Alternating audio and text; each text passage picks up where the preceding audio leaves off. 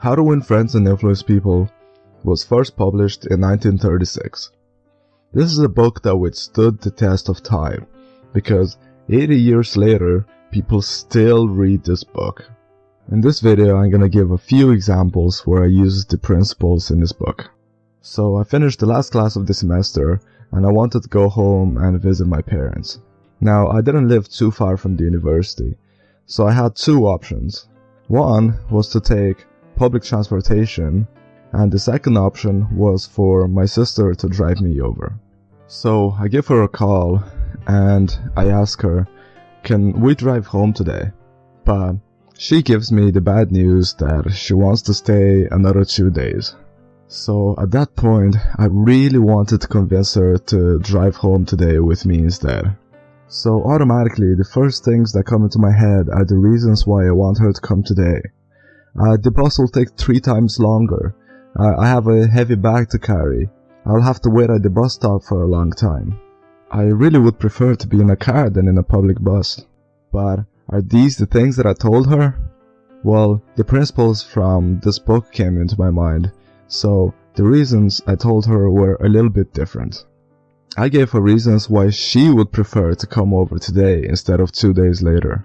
So I told her, if you come today, I will pay for your gas. You'll have some company on your drive home rather than be alone. And besides, I really wanted to hang out with you on the way home. So principle number 5, talk in terms of the other person's interests. And telling her that I really wanted to hang out with her also relates to principle number 6, make the other person feel important and do it sincerely. So the story isn't over. So I gave her lots of reasons why she should come today, but naturally, she started giving reasons why she should come in 2 days instead of today. And then I remembered another principle from this book. People absolutely hate it when you try to force an idea on them. So I didn't want her to argue with me, so I just said, I'm not trying to change your mind, it's up to you, so just let me know what you decide. But just think about the reasons I mentioned. And before finishing the call, I gave her another reason why she should come today. And I said, and besides, our parents would be really happy to see you. So I hung up, and 5 minutes later, I hear my phone buzzing, and she sent a text back. The text said, you were right, let's meet at 7. And principle number 7 is, let the other person feel the idea is his or hers.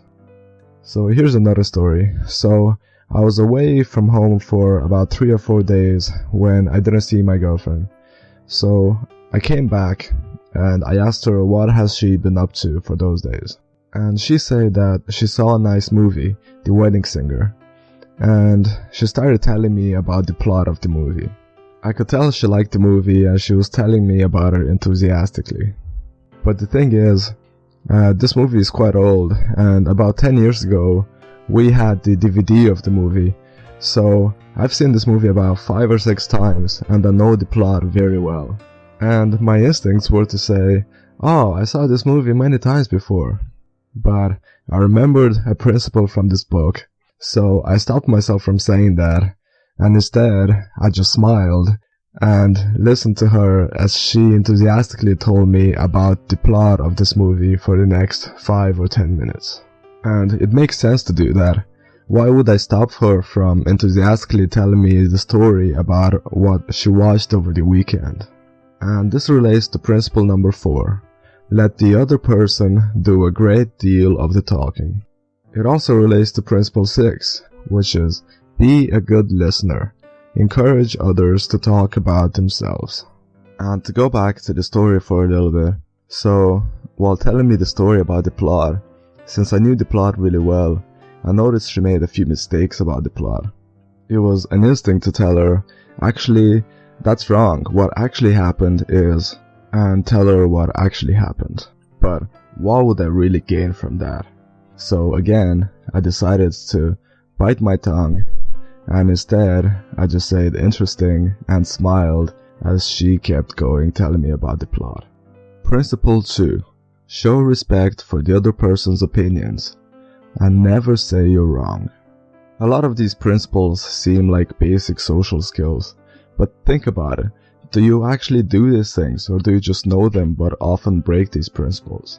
I would really recommend reading this book if you haven't yet, because Dale Carnegie goes through a lot of examples how people break these principles on a daily basis in their family relationships and in their work relationships. I hope you enjoyed this video, and if you want to see when I upload new videos like this, then click subscribe.